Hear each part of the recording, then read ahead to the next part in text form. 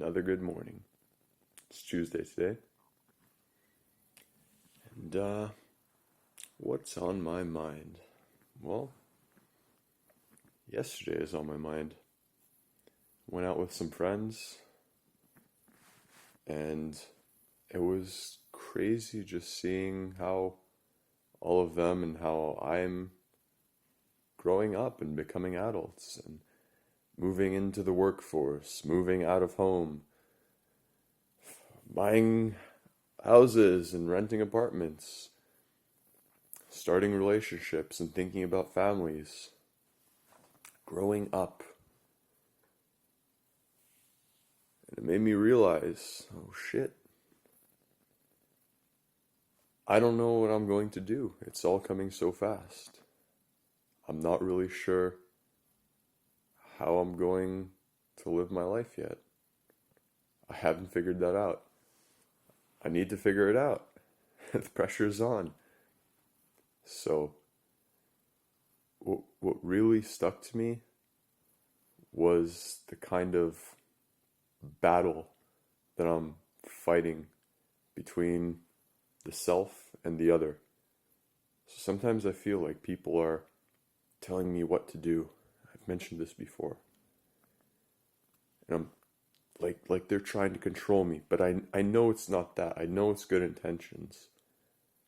All the people around me, they love me very much and they've learned hard lessons and they want to tell me what to avoid because that's their experience in life.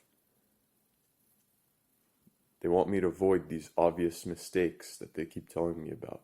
Oh, these are obvious, avoidable mistakes. You don't have to take that risk because you could just learn it through us. So that's the other. And then there's myself. And what I want to do. What I want to do sometimes conflicts with what they want me to do. So it's tough.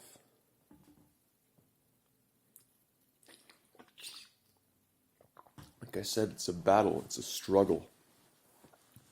But going beyond that beyond that, the decisions I make have consequences, obviously. And sometimes I struggle between making those decisions since the consequences they have don't just act in a vacuum on myself. Those consequences also affect others. So as much as I like to say, screw them, I'll do what's right for me, what feels right in my heart, I also have to be conscious about how that affects the other people in my life. So for example, I'm really debating quitting school. I mean, you probably have guessed it by now, but I'm having a real tough time with it. Real tough time. Not that it's hard. Not that it's hard. It just, I have no more drive for it. I don't feel like that's the only way to be successful in life. And I know it's not. But the thing is, a lot of the people around me tell me, yeah, you might be right. It's not the only way, but it's the best way. It's the best way. It's this great opportunity. You get to live at home and study, and almost everything is paid for. You won't get that chance again. Okay, I get it. I don't know. I'm just in this great confusion in what I actually want to do in life. I thought I wanted to be an engineer, but I don't really know what that's like. I've never worked in an engineering firm. Maybe I should go do that. Huh? That might be a good idea. Should probably go do that.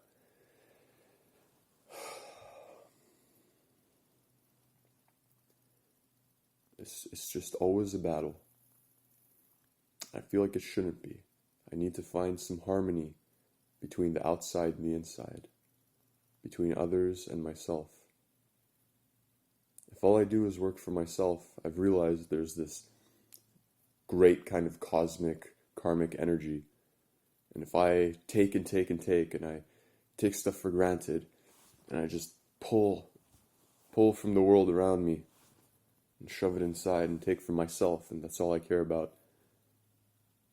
It's, I've realized that in a great ironic twist, the world does that to me, and the people around me suddenly seem like they don't care. It might just be a matter of perception. It might just be the state of mind I put myself in when I do those things, when I become selfish. You know, they say you project your feelings onto others, so I project that selfishness onto others, and that's how I perceive them, and then I feel like the universe is a selfish place, and it's trying to take from me as well. And then, boom, there's the battle again.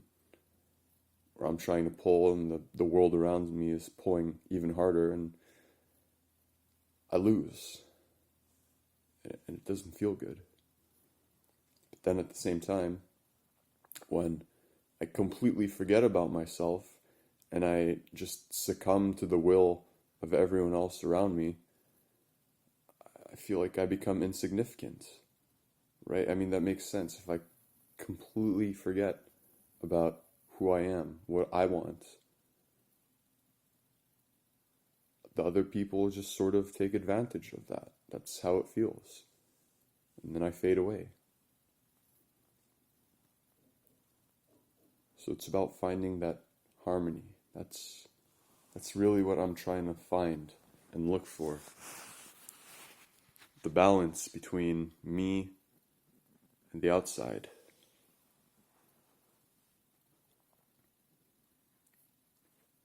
And I've been lucky enough to stumble upon certain circumstances where it works out in favor of both of these kinds of parties, if that's what you want to call them, where I do something that both benefits me and benefits everyone else around me as well. Except I need to find a way to do that more, because these circumstances have been rare, far and few in between, and the rest is usually just getting lost in what other people want me to do. Like I said, no offense taken, I get it. You guys, thank you. I appreciate it. It's all the best intentions, I know. I could feel it. I could feel the good intentions. So I get lost in that, or I get lost in my greed and my selfishness. And then I start taking, and then I get taken from. Right? Existence sometimes, like I said, it's been this great irony. Almost like this mirror. What I put out there just gets reflected back onto me. Or sometimes I call it like a cycle. Life is cycles. So everything kind of cycles back. I mean, I can point to like so many examples about these cycles. A big one that's been on my mind is how disposable everything is in my world. You buy it, you use it, you throw it out, and you forget about it. But that's not how it is, you know? Out there in nature, nothing is disposable. Everything gets recycled back into the system. Something gets made, a tree grows, let's say. It lives. As it lives, it gives back to the environment. It offers a home for many, many animals and bugs and fungi. And then it dies and it decomposes. And again, it gives back to the ecosystem. And it feeds the other trees, which then grow and do the same. And it's just this cycle of life.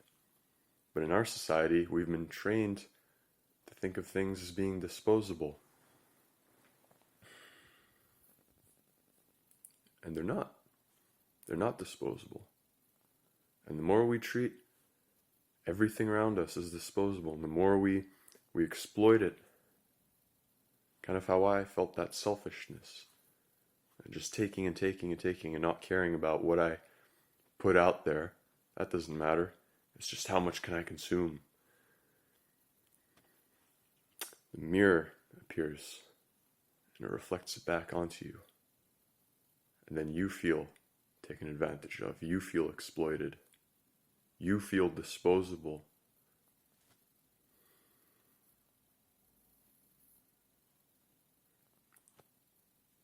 So how about living in harmony with the two aspects of life, the self and the other? How do we join those two together? How can I do it? That's what I'm going to have to figure out.